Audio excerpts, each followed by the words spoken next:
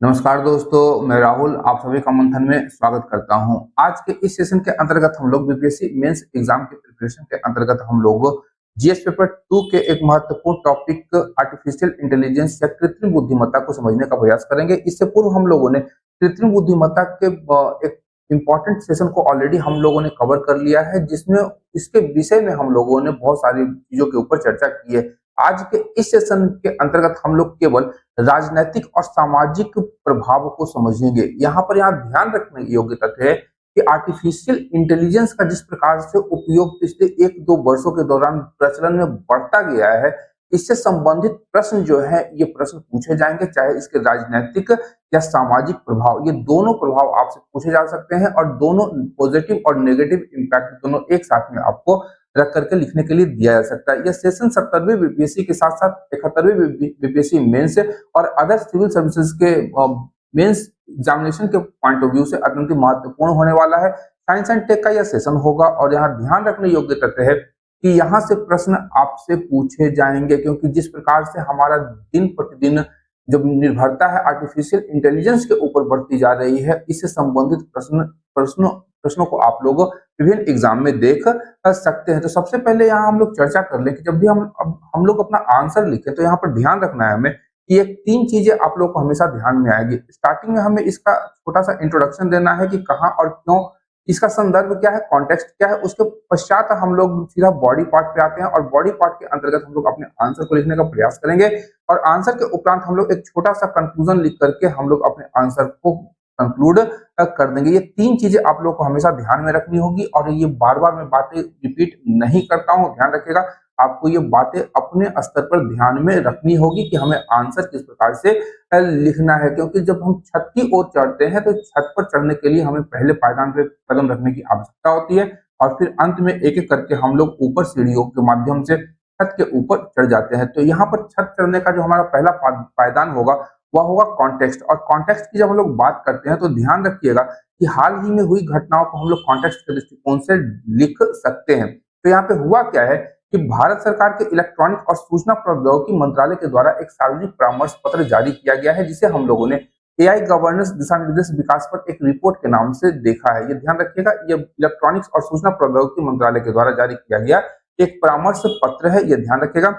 और यह रिपोर्ट इस भारत की मजबूत और समावेशी एआई गवर्नेंस की आवश्यकताओं को संबोधित करती हुई दिखाई देती है, जिसके माध्यम से यह बताया गया है कि भारत में एआई तकनीकों के नवाचार और नैतिक उपयोग पर जोर देने की बात कही गई है। साथ ही साथ यहाँ ध्यान रखने योग्य तथ्य है कि भारत ने शासन में एआई को, आर्टिफिशियल इंटेलिजेंस को एकीकृत या इंटीग्रेटेड करने के लिए इंडिया एआई मिशन की शुरुआत की है। ये 2 कॉन्टेक्स्ट आप लोगों के लिए महत्वपूर्ण हो जाएंगे और इसके माध्यम से आप अपने आंसर को लिख सकते हैं। इसके पश्चात अगर हम लोग बात करें तो हम लोग पहले लिख सकते हैं कि आर्टिफिशियल इंटेलिजेंस क्या है। यदि आप लोगों ने आर्टिफिशियल इंटेलिजेंस से संबंधित महत्वपूर्ण सेशन को कवर नहीं किया है तो नीचे मैं डिस्क्रिप्शन बॉक्स में लिंक डाल दूंगा, आप लोग वहां पर उसे जाकर के चेक कर सकते हैं। तो यहाँ पर हम लोग संक्षेप में समझने का प्रयास करेंगे कि आर्टिफिशियल इंटेलिजेंस क्या है। इसका अर्थ होता है मशीनों के द्वारा प्रदर्शित की जाने वाली बुद्धिमत्ता। अब जहां भी हम लोग बात करें मशीन, तो मशीन क्या कोई साइकिल भी एक मशीन है, लेकिन क्या उसमें आर्टिफिशियल इंटेलिजेंस है? नहीं है। परंतु यदि उसमें हम लोग एक कंप्यूटर के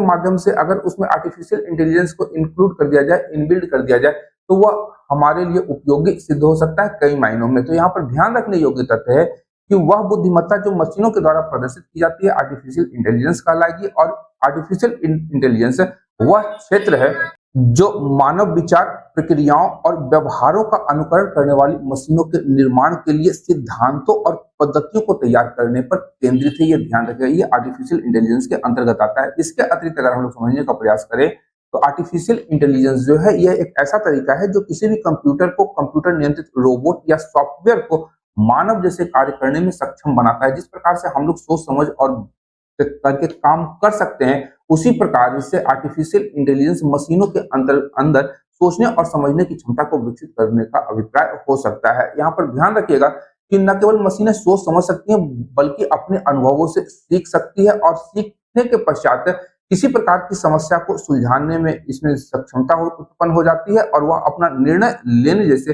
जो संज्ञानात्मक कार्य हैं वह करने में सक्षम मशीन हो जाती है। यहाँ पर ध्यान रखने योग्य तथ्य है। अब अगर हम लोग बात करेंगे संक्षेप में, फिर हम लोग अगर देखें तो आर्टिफिशियल इंटेलिजेंस के अंतर्गत दो शब्द समूहों का उपयोग किया जाता है, जिसमें पहला हमारा मशीन लर्निंग है और दूसरा है डीप लर्निंग। मशीन लर्निंग जो है यह डेटा की व्याख्या करने और उस डेटा से मशीन के सीखने के लिए एल्गोरिदम का उपयोग किया जाता है और इस एल्गोरिदम के माध्यम से मशीनें अपना कोई निर्णय ले सकती हैं या किसी प्रकार की भविष्यवाणी कर सकती हैं। जैसे हम लोग मौसम विज्ञान का उदाहरण ले सकते हैं कि हम लोग मौसम विज्ञान के अंतर्गत सुपर कंप्यूटर में डेटा को फीड कर देते हैं और उस डेटा के माध्यम से जो कंप्यूटर है हमारा सुपर कंप्यूटर वह मौसम की भविष्यवाणी करने में सक्षम हो पाता है। केवल यहाँ पर मशीन लर्निंग का उपयोग हुआ, लेकिन डीप लर्निंग की जब बात करेंगे तो मशीन लर्निंग को क्रियान्वित करने की तकनीक को हम लोग डीप लर्निंग का नाम देते हैं। और इसकी यहाँ पर ध्यान रखिएगा कि एआई शब्द का पहला प्रयोग जो हुआ था जॉन मैकार्थी के द्वारा किया गया था। जॉन मैकार्थी को ही आर्टिफिशियल इंटेलिजेंस का जनक भी माना गया है और 1956 ईस्वी में उन्होंने सबसे पहली बार इस शब्द का प्रयोग किया है। अब इसी में एक आता है हमारा जनरेटिव एआई। तो जनरेटिव एआई भी आपका एक आर्टिफिशियल इंटेलिजेंस तकनीक है। इसके माध्यम से हम लोग क्या करेंगे कि टेक्स्ट, इमेजरी और ऑडियो सहित विभिन्न प्रकार की सामग्री का निर्माण किया जाएगा। आज के दिन में हम लोग बहुत सारे क्लिप्स देखते हैं, वीडियो क्लिप्स या फोटो हो गए या फिर विभिन्न माध्यम से हम लोग देखते हैं कि बहुत सारे चीजों का शॉर्ट्स वीडियो में या फिर अन्य माध्यमों में इन चीजों का प्रयोग किया जा रहा है कि रोते हुए मनुष्य को या हंसते हुए मनुष्य को रोते हुए दिखाना या सामान्य से चेहरों को हंसते हुए या रोते हुए दिखाना। तो यह सब संभव हो पाया हमारा आर्टिफिशियल इंटेलिजेंस की मदद से। और यहाँ पर ध्यान रखिएगा बहुत सारे ऐसे टूल्स हैं, जैसे सबसे प्रमुख रूप से हम लोग चैट जीपीटी का नाम ले सकते हैं। चैट जीपीटी में या फिर माइक्रोसॉफ्ट का बिंग है, इसके को पायलट में हम लोग कुछ प्रॉम्प्ट डाल देते हैं और उस प्रॉम्प्ट के माध्यम से यहाँ पर ध्यान रखें किसी भी प्रकार का हम लोग इमेजरी या वीडियो क्रिएट कर सकते हैं। तो ये आर्टिफिशियल इंटेलिजेंस के कारण ही संभव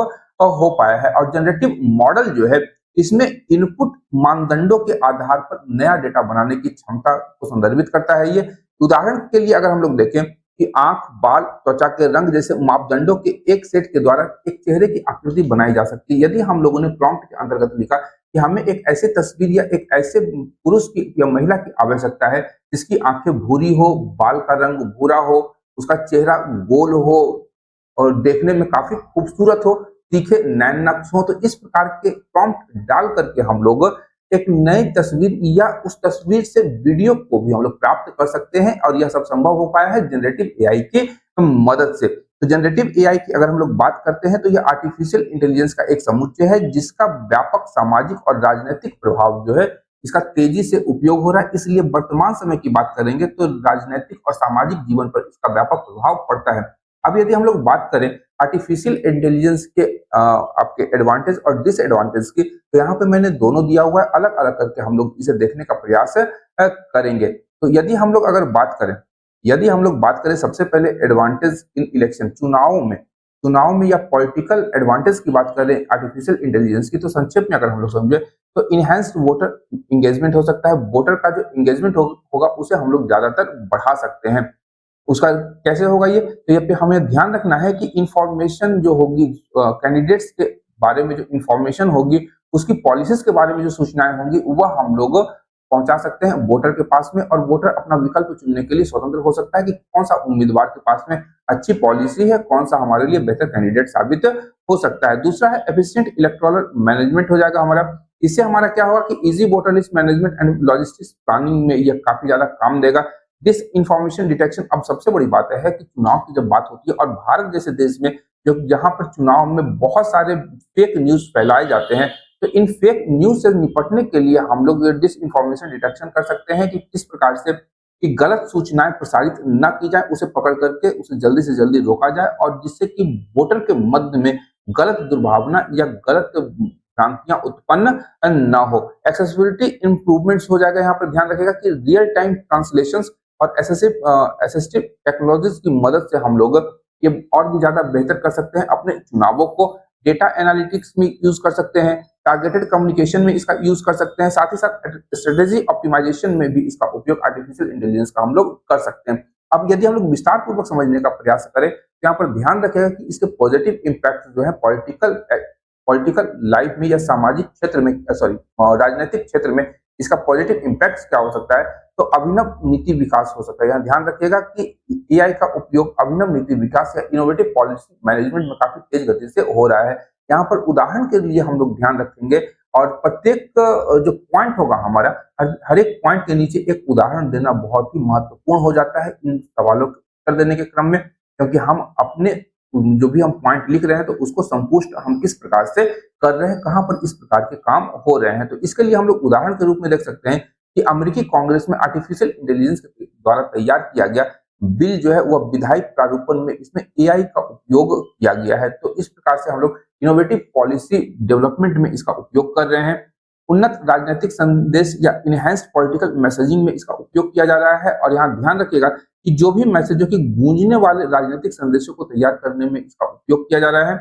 इसके परिणाम स्वरूप जो भी चुनावी दल है उनकी रणनीतियों में क्रांतिकारी बदलाव आ रहा है। साथ ही साथ नए राजनीतिक प्लेटफॉर्म तीसरा पॉइंट हो जाएगा। तो राजनीतिक जुड़ाव और राजनीतिक वैचारिक विकास के लिए एक मंच के रूप में आर्टिफिशियल इंटेलिजेंस का उपयोग वर्तमान समय में काफी देशों में किया जा रहा है। उदाहरण के रूप में हम लोग अगर देखें तो डेनमार्क की सिंथेटिक पार्टी अपनी राजनीतिक विचारधारा को आकार देने के लिए एक एआई चैटबॉट का इस्तेमाल कर रही है।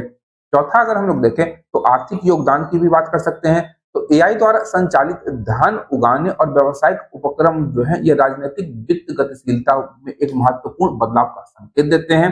साथ ही साथ राजनीतिक अभियान रणनीतियों बनाने में भी इसका उपयोग किया जा सकता है। जैसे अगर हम लोग बात करें तो चुनावी अभियानों में जनरेटिव एआई का बड़े पैमाने पर उपयोग किया जाता है और हमारे वर्तमान प्रधानमंत्री नरेंद्र मोदी इसका उपयोग बहुत अच्छे से करना जानते हैं। वो रैली करते हैं उत्तर प्रदेश में और उनके रैली का प्रसारण तमिल भाषा में तमिलनाडु में किया जाता है। ये जनरेटिव एआई की मदद से ये संभव हो पाया है, ये ध्यान रखिएगा, क्योंकि आप एक व्यक्ति किसी एक ही स्थान पर संभव हो पाता है। और कोरोना काल की अगर बात करें तो कोरोना काल में भारत में कई राज्यों में विधानसभा चुनाव हुए थे और उस चुनाव के दौरान हम लोगों ने जनरेटिव एआई के यूज को हम लोगों ने अच्छी तरह से देखा था।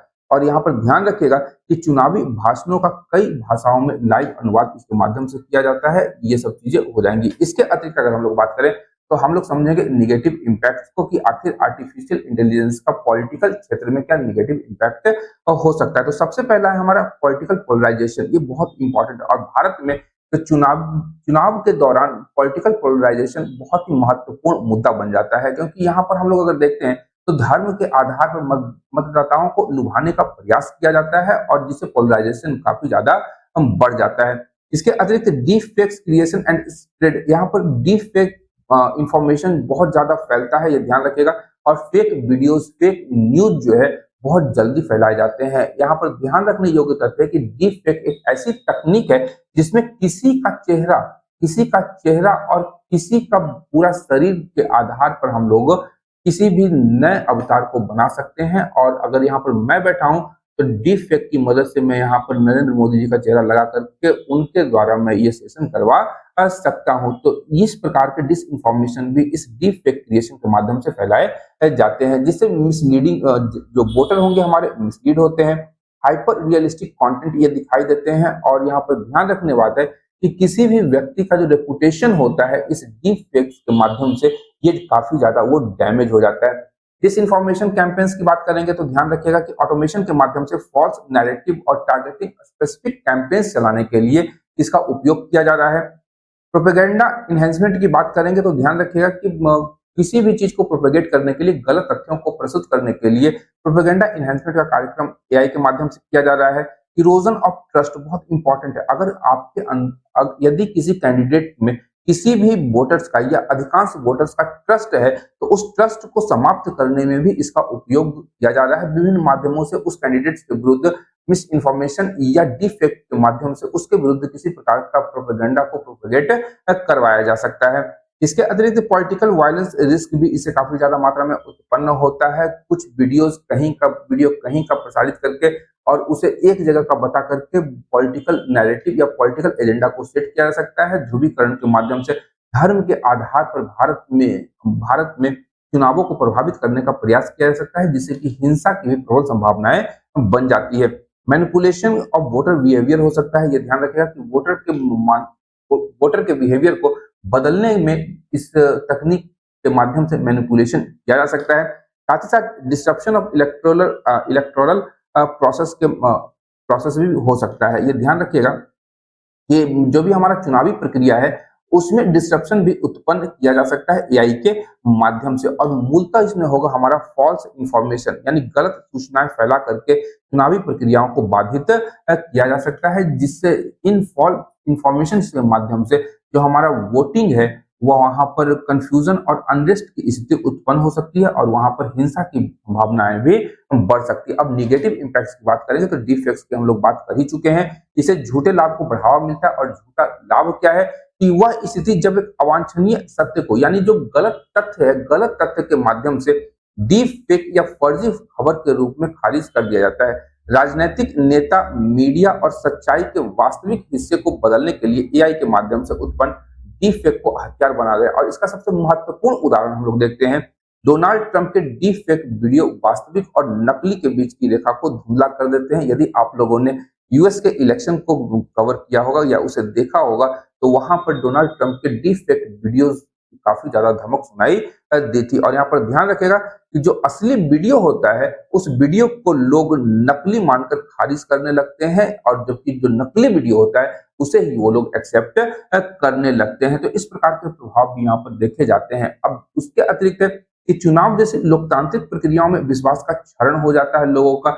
आखिर होता क्या है, तो जो डॉक्टरेट सामग्री होती है वो देखने में असली से ज्यादा वह असली लगती है, और जो असली चीज है उसे ही लोग समझ बैठते हैं कि यह नकली वीडियो है। तो इससे जो सार्वजनिक धारणा या जो हमारा मैंडेट होता है उसे बदलने और लोकतांत्रिक प्रक्रियाओं को नुकसान पहुंचा करके लोकतांत्रिक घाटा पैदा करने की स्थिति के रूप में प्रस्तुत किया जा सकता है। उदाहरण के रूप में हम लोग देखें 2021 की वह घटना जब डोनाल्ड ट्रंप के समर्थकों के द्वारा कैपिटल हिल के ऊपर हिंसा किया जाता है, और यह जो हिंसा था ये डीप फेक मीडिया का उपयोग करके इसे बढ़ाया गया था। एक रिपोर्ट आई थी जिसमें बताया गया था कि कैपिटल हिल जो कि वहां का संसद भवन भी है, उस पर अधिकार करने के लिए जो डोनाल्ड ट्रंप के समर्थक थे उन्होंने उनके बीच में डीप फेक मीडिया के माध्यम से बहुत सारे न्यूज़ों को परोसा गया था जो कि गलत तथ्यों पर आधारित थी। और उसके बाद हम लोग देखते हैं कि अमेरिका में इतना बड़ा बवाल उत्पन्न हुआ था। इसके अतिरिक्त अगर हम लोग बात करें तो चुनाव में हेरफेर का जोखिम बना हुआ होता है एआई के उपयोग के द्वारा।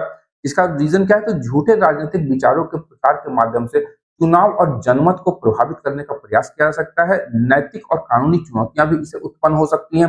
जैसे एआई निर्मित राजनीतिक योगदान या पार्टियों की स्वीकृति जो है वो लोकतांत्रिक प्रक्रियाओं में एआई की भूमिका के बारे में जटिल और नैतिक कानूनी सवाल उठाते हैं। ये ध्यान रखिएगा, क्योंकि अगर हम लोग एआई के द्वारा हम लोग किसी पार्टी का राजनीतिक पार्टी का निर्माण कर रहे हैं, तो वह पार्टी किसी न किसी विचारधारा से प्रेरित होगी, और वहां हो सकता है कि यदि किसी दूसरी विचारधारा का व्यक्ति उस पार्टी को ज्वाइन करता है तो वहां पर उसके लिए कार्य करने की जो सुविधाएं होंगी, कार्य करने की जो सुविधा होगी वह बाधित हो सकती है। तो यहाँ पर नैतिक और कानूनी सवाल भी यहाँ पर उत्पन्न हो जाते हैं। अब हम लोग बात करेंगे सोशल इम्पैक्ट की। ऊपर हम लोगों ने देखा कि राजनीति के क्षेत्र में एआई का क्या उपयोग और क्या दुरुपयोग हो सकता है, उसी प्रकार से हम लोग सामाजिक क्षेत्र में भी एआई के उपयोग और दुरुपयोग की बात कर सकते हैं। यदि हम लोग सबसे पहले बात करें, ये मैंने कहाँ डाल दिया ये मुझे पता नहीं है, चलिए एक मिनट में इसे देख लूँ कहाँ मैंने लगाया है, एक और नहीं लगाया है। चलिए ठीक है, तो यहीं से हम लोग सीधा आगे बढ़ते हैं। अगर हम लोग पॉजिटिव इम्पैक्ट की बात करें तो स्वास्थ्य सेवा प्रणाली में सबसे पहले सुधार हो सकता है। अब यहाँ पर अगर हम लोग बात करें तो आर्टिफिशियल इंटेलिजेंस जो है वो रोग निदान की सटीकता में सुधार करके स्वास्थ्य सेवा क्षेत्र में क्रांति लाने की क्षमता रखता है। उदाहरण के रूप में अगर हम लोग समझे तो एक्सरे मशीन, ध्यान रखिएगा, एक्सरे या किसी भी सीटी स्कैन छवियों को वह सुधार करके वास्तविक छवियों में परिवर्तित कर सकता है, जिसके माध्यम से जो डॉक्टर होंगे वो त्वरित और सही जगह पर इलाज कर पाएंगे। अगर हम लोग एआई देखें, एआई फॉर सोशल गुड के लिए, तो यहाँ पर ध्यान रखिएगा डेटा ऑथेंटिकेशन में, हेल्थ केयर में, education, security, crisis management, infrastructure administration और सोशल इक्वलिटी के क्षेत्र में एआई का सदुपयोग किया जा सकता है। कैसे, ये अभी हम लोग स्वास्थ्य क्षेत्र में देख चुके हैं, आगे हम लोग अन्य क्षेत्रों में देखेंगे। कृषि उत्पादकता में हम लोग वृद्धि कर सकते हैं। अब यहाँ पर सटीक कृषि या प्रिसाइजिंग फार्मिंग को सक्षम बनाने में इसका उपयोग हम लोग कर सकते हैं। सटीक कृषि और मौसम संबंधी डेटा प्रदान करके फसल उत्पादकता में हम लोग सुधार कर सकते हैं, और भारत की जो बढ़ती हुई आबादी की खाद्य सुरक्षा के लिए यह महत्वपूर्ण होगा। ध्यान रखना होगा, यदि हम लोग खाद्य सुरक्षा को यहाँ पर सिक्योर कर लेते हैं भारत के लिए, तो भारत अपने एसडीजी गोल्स जो होगा, एसडीजी गोल्स 2030 को अचीव करने में भी काफी ज्यादा उपयोगी यह यह तकनीक हो सकती है। साथ ही हम लोग बात करेंगे तो युद्धग्रस्त क्षेत्रों के लिए लोगों के लिए सहानुभूति पैदा करने के लिए इसका उपयोग किया जा सकता है। उदाहरण के लिए अगर हम लोग समझें तो सीरिया और यमन जैसे युद्धग्रस्त क्षेत्रों की आर्टिफिशियल इंटेलिजेंस से बनाई गई छवियां बना करके आपदा क्षेत्र के पीड़ितों के लिए सहानुभूति बढ़ाई गई है। साथ ही साथ उनके लिए जो क्राउड फंडिंग है, उनके लिए क्राउड फंडिंग भी इन तस्वीरों के माध्यम से की गई है। अब यहाँ पर देखें कि इन तकनीक का उपयोग किसके द्वारा किया गया है, तो एमआईटी के द्वारा और यूनिसेफ की डीप एम्पैथी परियोजना के तहत सीरिया और यमन की युद्धग्रस्त क्षेत्रों की आर्टिफिशियल इंटेलिजेंस से जनित तस्वीरों का उपयोग इसके लिए किया गया है। साथ ही साथ अगर हम लोग बात करेंगे तो आवाज की बहाली, यहाँ ध्यान रखिएगा कि एम्फियोट्रोपिक लैटरल स्क्लेरोसिस रोग होता है कि जिससे पीड़ित रोगियों की आवाज को फिर से बहाल करने के लिए इसका उपयोग किया जा सकता है। उदाहरण के लिए अगर हम लोग देखें तो वॉइस क्लोनिंग पहल का शुभारंभ हाल ही में हो चुका है, जिसके माध्यम से एम्फियोट्रोपिक लैटरल स्क्लेरोसिस रोग से पीड़ित व्यक्तियों की आवाज की पुनर्बहाली संभव हो पाई है, वो फिर से बोल पाते हैं। इसके अतिरिक्त रचनात्मक कला और मनोरंजन के क्षेत्र में इसका उपयोग हो सकता है। और यहाँ पर ध्यान रखने योग्य तथ्य है कि जिस डीप फेक का उपयोग आर्टिफिशियल इंटेलिजेंस के दुरुपयोग के रूप में दिखाया जाता है, उसी डीप फेक का उपयोग हम लोग सदुपयोग के रूप में भी जोड़ सकते हैं। तो डीफेक्ट तकनीक का उपयोग करके हम लोग विदेशी भाषा की फिल्मों की डबिंग को और बेहतर कर सकते हैं और मृत अभिनेताओं को फिर से जीवित करके उनके साथ हम लोग फिल्म बना सकते हैं। तो इस प्रकार की चीजों को भी हम लोग कर सकते हैं। उदाहरण के लिए अगर हम लोग देखें तो मॉस्को में सैमसंग आर्टिफिशियल इंटेलिजेंस लैब ने डीफेक्ट तकनीक का उपयोग करके मोनालिसा को फिर से जीवित किया है। और मोनालिसा जो है लियोनार्डो डा विंची की एक महत्वपूर्ण कृति है। यह महिला संदिग्ध है। कौन थी यह महिला, आज तक इसके विषय में जानकारी नहीं है। कैसी दिखती थी, क्या थी, तो ये वर्तमान समय की अगर हम लोग बात करें तो सैमसंग आर्टिफिशियल इंटेलिजेंस लैब ने मोनालिसा को फिर से पुनर्जीवित करने का प्रयास किया है। कैसी थी, क्या लगती थी, उसके विषय में हम लोग जान सकते हैं। अब हम लोग अगर नेगेटिव इम्पैक्ट देखें सोशल लाइफ पर आर्टिफिशियल इंटेलिजेंस का, तो सबसे पहले हम लोग देख सकते हैं कि महिलाओं के विरुद्ध अपराध काफी ज्यादा बढ़ गए हैं इसके माध्यम से, और काफी ज्यादा उदाहरण हमें दिन प्रतिदिन में इसे देखने को मिल जाते हैं। अब आर्टिफिशियल इंटेलिजेंस के जरिए अगर हम लोग देखें तो इसके माध्यम से जिस डिफेक्ट को हम लोग सदुपयोग की बात कर रहे थे, यहाँ पर दुरुपयोग की स्थिति उत्पन्न हो जाती है। इसके उपयोग के द्वारा महिलाओं की गरिमा, उनकी शुचिता, उनकी सादगी पर हमला किया जाता है और डिफेक्ट का उपयोग इन सभी चीजों पर महिलाओं के ऊपर हथियार के रूप में उपयोग किया जा रहा है। उदाहरण के लिए अगर हम लोग देखें तो आर्टिफिशियल कंपनी है डीप प्रेस की एक रिपोर्ट है, उसमें बताया गया है कि 90% से अधिक डीफेक्ट वीडियो पोर्नोग्राफिक प्रकृति के हैं, जिसमें कि महिलाओं की गरिमा, शुचिता और उनकी सादगी पर हमला किया जाता है। तो इस प्रकार महिलाओं के खिलाफ जो अपराध है उसमें बढ़ोतरी होती हुई दिखाई दे रही है आर्टिफिशियल इंटेलिजेंस तकनीक की मदद से। वहीं कट्टरपंथ और हिंसा को भी बढ़ावा दिया जा रहा है। और अगर हम लोग बात करें विभिन्न आतंकवादी संगठनों जैसे आईएस, हम लोग इसे बखूबी भली भांति परिचित हैं। साथ ही साथ अलकायदा, ओसामा बिन लादेन और अबू बकर अल बगदादी, यद्यपि दोनों ही मारे जा चुके हैं, तो ये दोनों आतंकवादी संगठन जो हैं ये राज्य विरोधी भावनाओं को भड़काने के लिए फर्जी वीडियो का उपयोग करते हैं। और अगर भारत की बात करें तो भारत में विभिन्न धर्म और जाति संप्रदाय के लोगों का निवास है और भारत के विरुद्ध बहुत सारे नॉन स्टेट एक्टर्स जो होते हैं वो एक्टिव होते हैं और भारत में इस प्रकार के वीडियो का प्रचार प्रसार करके भारत में धार्मिक हिंसा या धार्मिक उन्माद को आसानी से बढ़ाया जा सकता है। उदाहरण के रूप में अगर हम लोग देखें तो फर्जी वीडियो का निर्माण करके सशस्त्र बल संघर्ष क्षेत्रों में अपराध करते हुए दिखाई देते हैं इन वीडियो के माध्यम से। और नए आतंकवादी को रिक्रूट करने में इस प्रकार के वीडियो का उपयोग किया जाता है कि देखो तुम्हारे विरुद्ध या तुम्हारे भाइयों के विरुद्ध इस प्रकार के अपराध जो है वह सशस्त्र बलों के द्वारा किए जा रहे हैं, तो तुम्हें उनसे बदला लेना है, हमारे साथ जुड़ो, हम भी तुम्हारा सहयोग करेंगे और इसके माध्यम से हम लोग उनसे बदला ले पाएंगे। तो इस प्रकार कट्टरपंथ और हिंसा को बढ़ावा इसके माध्यम से दिया जा रहा है। नौकरी जाने का खतरा है, ये भी एक निगेटिव इम्पैक्ट है जो कि सोशल लाइफ के अंतर्गत आता है। अब बात करेंगे मानव पूंजी की तुलना में फर्मों के लिए अधिक लागत कुशल और उत्पादक साबित हो सकता है। अब सबसे बड़ी बात है कि हम लोग बात करते हैं आर्टिफिशियल इंटेलिजेंस की, तो यहाँ पर ध्यान रखिएगा, अगर मैं अपनी स्वयं की व्यक्तिगत रूप से बात करूं तो बहुत सारे मैं जो प्रेजेंटेशन बनाता हूं उसमें मैं आर्टिफिशियल इंटेलिजेंस का उपयोग करता हूं और इसमें मेरे समय, मेरा समय और हर चीज की बचत हो जाती है, ये ध्यान रखिएगा। तभी मैं आप लोगों के पास में ये वीडियो उपलब्ध लेकर के आ पाता हूँ। यहाँ पर भी मैं आर्टिफिशियल इंटेलिजेंस तकनीक का उपयोग करके बहुत सारी चीजों को मैंने इस प्रेजेंटेशन को बनाया है। काफी मुझे लगता है कि 2 से 3 घंटा मैं ये प्रेजेंटेशन आप लोगों के लिए बना पाया हूँ। उदाहरण की अगर बात करेंगे तो यहाँ पर ध्यान रखिएगा कि ग्राहक सेवा की नौकरियां जितनी भी हैं वो आर्टिफिशियल इंटेलिजेंस के चैट बॉक्स के माध्यम से किया जा सकता है। उदाहरण के लिए अगर हम लोग देखें तो जोमेटो की जिया, ये एक आर्टिफिशियल इंटेलिजेंस ग्राहक सेवा प्रोवाइडर है जो कि आर्टिफिशियल इंटेलिजेंस चैट बॉक्स के माध्यम से हमें हमारे प्रश्नों के उत्तर देती है।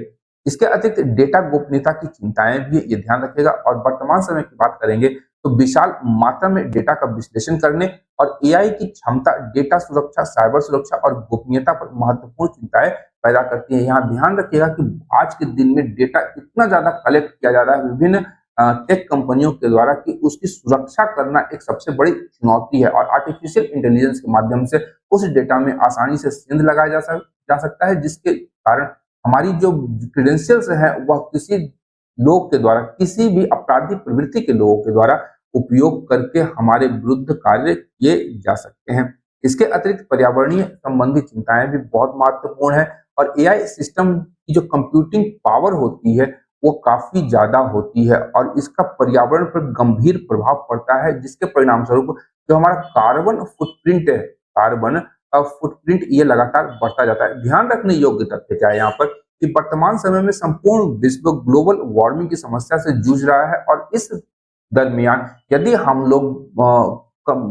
हम लोग आर्टिफिशियल इंटेलिजेंस के अंतर्गत काम करते हुए कंप्यूटिंग पावर को बढ़ाते हैं तो इस पर कहीं ना कहीं पर्यावरण के ऊपर भी दुष्परिणाम उत्पन्न होता है। विश्लेषकों का मानना है कि 213 मिलियन मापदंडों के साथ या पैरामीटर्स के साथ, ध्यान रखिएगा 213 मिलियन पैरामीटर्स के साथ में एक ट्रांसफॉर्मर मॉडल को सिर्फ एक बार प्रशिक्षित करने से न्यूयॉर्क और बीजिंग के बीच 125 उड़ानों के बराबर कार्बन उत्सर्जन हो सकता है। तो सोच लीजिए कि अगर हम लोग आर्टिफिशियल इंटेलिजेंस का उपयोग कर रहे हैं और अपने जीवन में सभी चीजों के क्षेत्र में या सभी क्षेत्रों में हम लोग आर्टिफिशियल इंटेलिजेंस को जोड़ दें तो कितना ज्यादा कार्बन फुटप्रिंट बढ़ जाएगा, कार्बन उत्सर्जन जो है कितना ज्यादा बढ़ जाएगा। तो यहाँ से पर्यावरणीय संबंधी चिंताएं भी उत्पन्न होती है। अब बात करेंगे यहाँ पर स्टेटस ऑफ रेगुलेशन की कि एआई के क्षेत्र में किस प्रकार का स्टेटस है, रेगुलेशन के क्षेत्र में, उसके विनियमों के क्षेत्र में। भारत की बात करेंगे तो भारत ने इस क्षेत्र में डिजिटल इंडिया फ्रेमवर्क बनाया है और इसके माध्यम से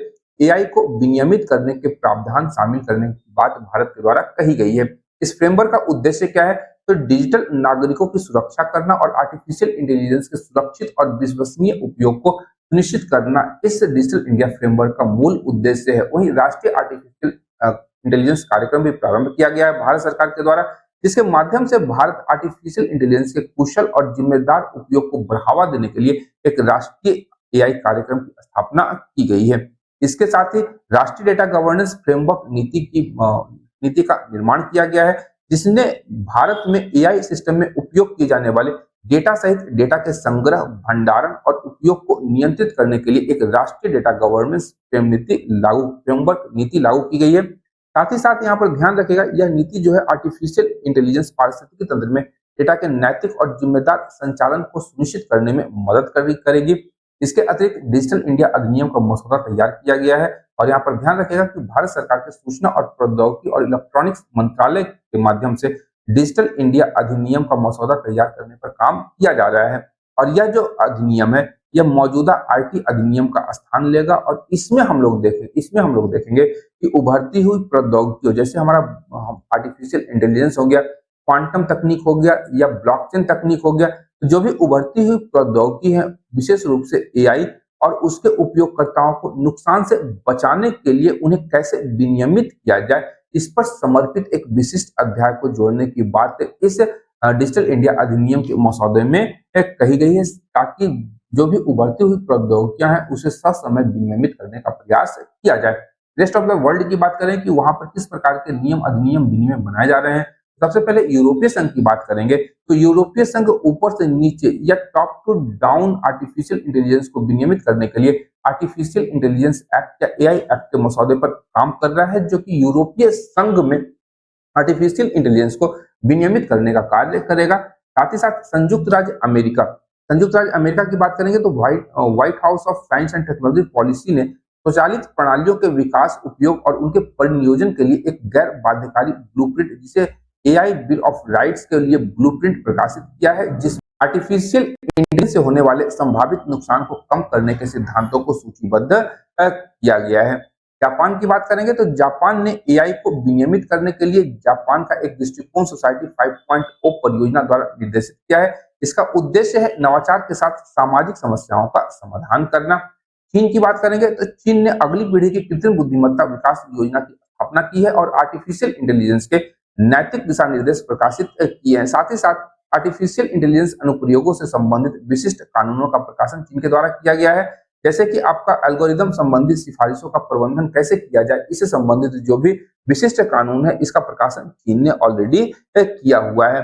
अब आगे की राह यदि हम लोग देखें कि आर्टिफिशियल इंटेलिजेंस हम लोग किस प्रकार ज्यादा से ज्यादा लाभ प्राप्त कर सके, तो सबसे पहले हमें आर्टिफिशियल इंटेलिजेंस को प्रशिक्षित करते समय पूर्वाग्रह या जो भी हमारे डिवाइसिंग है उसे दूर करने का उपाय करना होगा। जैसे सिस्टम में जो डाली जा रही जानकारियां होनी चाहिए वह निष्पक्ष होनी चाहिए, यह हमें सुनिश्चित करना चाहिए। साथ ही साथ यह हमें देखना होगा कि आर्टिफिशियल इंटेलिजेंस जो है हमारा लिंग और नस्लीय पूर्वाग्रहों जैसे सामाजिक पूर्वाग्रहों को ना ही बरकरार रखे और ना ही उसे आगे बढ़ाए। अब ऐसा नहीं है कि यदि हम लोग किसी भी देश के विरुद्ध हम लोग नस्लीय भेदभाव को यहाँ पर डाल दें, यानी यह हम बताने का प्रयास करें कि इस देश के नागरिक कैसे हैं या क्या है, ये नस्लीय भेदभाव नहीं होने चाहिए। जैसे अफ्रीकन कॉन्टिनेंट्स के लोगों के साथ में हम लोग अक्सर देखते हैं, विभिन्न देशों में उनके साथ नस्लीय भेदभाव देखा जाता है। काले और गोरे का भेद हमेशा हम लोग यूरोपियन यूनियन या यूरोपीय देशों में हम लोग देखते हैं। साथ ही साथ सूचना की पारदर्शिता रखनी चाहिए कि उपयोगकर्ता को आर्टिफिशियल इंटेलिजेंस की सीमाओं और उसके जोखिमों के बारे में पारदर्शी जानकारी देनी चाहिए। उन्हें पता होना चाहिए यदि आप लोग आर्टिफिशियल इंटेलिजेंस का उपयोग करते हैं तो आप उसकी सीमाएं क्या हैं और किस प्रकार के जोखिम यहाँ पर उत्पन्न हो सकते हैं। यहाँ पर गोपनीयता सुरक्षा होनी चाहिए, यानी जो हमारा उपयोगकर्ता की जो गोपनीयता होनी चाहिए उसे सुनिश्चित करने का प्रयास करना चाहिए, डेटा लीक ना हो। इसके अतिरिक्त डेटा और गोपनीयता की रक्षा के अतिरिक्त यहाँ हम लोग डेटा सुरक्षा कानूनों के भी सख्त क्रियान्वयन की पहल की जानी चाहिए।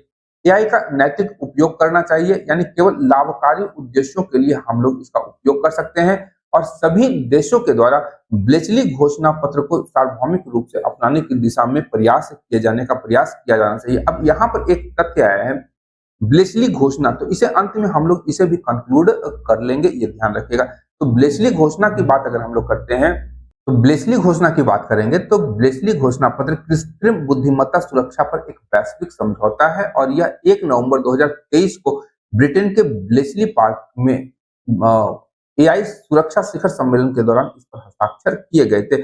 इस घोषणा पत्र का समर्थन अमेरिका, ब्रिटेन, चीन सहित कुल 28 देशों के द्वारा किया गया था। अब सबसे पहले ब्लेचली पार्क है क्या, तो ध्यान रखिएगा कि सेकेंड वर्ल्ड वॉर के समय में एक कोड ब्रेकिंग सुविधा थी ब्लेचली पार्क में, जिसने कंप्यूटिंग के इतिहास में एक महत्वपूर्ण भूमिका निभाई थी। इसीलिए ब्लेचली पार्क में हम लोग आर्टिफिशियल इंटेलिजेंस के क्षेत्र में इस शिखर सम्मेलन का आयोजन किया था। अब इस घोषणा पत्र की बात करेंगे तो इस घोषणा पत्र में क्या किया गया है। इस घोषणा पत्र में आर्टिफिशियल इंटेलिजेंस, विशेष रूप से फ्रंटियर आर्टिफिशियल इंटेलिजेंस के जोखिमों की स्वीकृति दी गई है। आर्टिफिशियल इंटेलिजेंस जोखिमों को दूर करने के लिए अंतर्राष्ट्रीय सहयोग की आवश्यकता पर जोर दिया गया है। कंपनियों, नागरिक समाज और शिक्षाविदों के बीच में सहयोग का आह्वान किया गया है। आर्टिफिशियल इंटेलिजेंस के सुरक्षित, नैतिक और जिम्मेदार विकास को प्रोत्साहित करने की बात कही गई है। आर्टिफिशियल इंटेलिजेंस को सुरक्षित, मानव केंद्रित, भरोसेमंद और जिम्मेदार तरीके से डिजाइन, विकसित, तैनात और उपयोग की पुष्टि करने की बात इस घोषणा पत्र के अंतर्गत कही गई है। और यह महत्वपूर्ण क्यों है, तो वर्तमान समय की अगर हम लोग बात करें तो ब्लेचली घोषणा पत्र एआई विनियमन के क्षेत्र में एक मील का पत्थर साबित हो सकती है। इसमें सहयोग विनियामक पहल को बढ़ावा दे सकता है ताकि यह सुनिश्चित किया जा सके कि एआई को कानून के मापदंडों के भीतर ही विकसित किया जाए, न कि कानून के मापदंडों के बाहर इसका विकास हो सके। अगर कानून के मापदंडों के भीतर इसका विकास होगा तो समाज के सभी वर्गों को इसका लाभ होगा, साथ ही साथ नैतिक लाभ भी इससे हमें प्राप्त हो पाएंगे और इसके माध्यम से हम लोग साझा वैज्ञानिक समझ को विकसित करने और जोखिम आधारित नीतियों का विकास करने में यह मदद कर सकता है। और यह ध्यान रखिएगा कि वर्तमान समय की बात करें तो साझा वैज्ञानिक समझ और जोखिम आधारित नीतियों का विकास करना समय की मांग भी मानी जाती है। तो अंत में कंक्लूजन की बात अगर हम लोग करें तो आर्टिफिशियल इंटेलिजेंस ने समाज को जलवायु परिवर्तन और महामारी जैसी सबसे बड़ी समस्याओं से निपटने के तरीके के बारे में बुद्धिमानी पूर्ण मार्गदर्शन देने की क्षमता है। ध्यान रखिएगा, दो महत्वपूर्ण समस्याएं वर्तमान समय में संपूर्ण विश्व को काफी ज्यादा झकझोर के रखी हुई है। एक हमारा जलवायु परिवर्तन और एक हमारा महामारी। जैसा हम लोगों ने 2020 में कोरोना महामारी को देखा था, तो कोरोना महामारी जैसे जो भी महामारी है उसके लिए मार्गदर्शन देने की क्षमता रखता है। और आने वाले समय में यदि जिम्मेदारी से इस तकनीक का उपयोग किया जाए तो आर्टिफिशियल इंटेलिजेंस दुनिया भर में लंबे, स्वस्थ और अधिक संतुष्टिदायक जीवन में ये योगदान दे सकता है। साथ ही साथ संयुक्त राष्ट्र संघ के सतत विकास लक्ष्यों या एसडीजी 2030 गोल्स को प्राप्त करने में भी यह हमें सहायता प्रदान कर सकता है। तो इस प्रकार हम लोग अपना कंक्लूजन भी संक्षेप में लिख सकते हैं, जिसमें समस्याओं के साथ साथ हम लोग क्या अचीव करना चाहते हैं इसके माध्यम से उसके विषय में जानकारी प्रदान कर सकते हैं। तो आज के इस सेशन के लिए इतना ही, मिलते हैं अगले सेशन में। तब तक के लिए देखते रहिए मंथन, क्योंकि मैं इस प्रकार के वीडियोस लाता रहता हूँ। Thank you.